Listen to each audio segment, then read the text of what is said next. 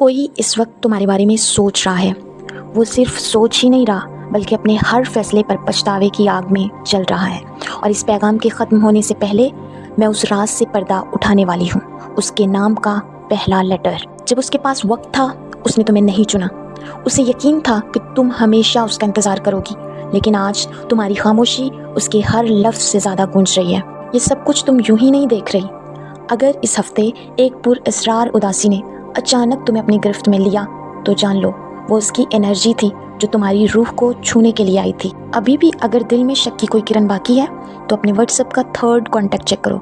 अगर उसके नाम में A, S या M है तो ये कोई इत्तेफाक नहीं, ये एक स्पिरिचुअल कन्फर्मेशन है। कमेंट में लिखो, मैं अपने मुस्तकबिल को पाने के लिए माजी की जंजीरों को तोड़ती हूँ।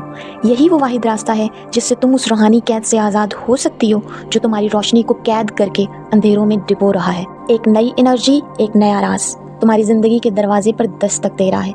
लेकिन याद रखो, जब तक तुम उस पुराने बाब को बंद नहीं करोगी, नई रोशनी तुम्हारे दिल में दाखिल नहीं हो सकती। और सुनो, वो शख्स जो जा चुका है वो तुम्हारे मुकद्दर का हिस्सा कभी था ही नहीं, लेकिन जो आने वाला है वो तुम्हारी तकदीर ने खुद चुना है।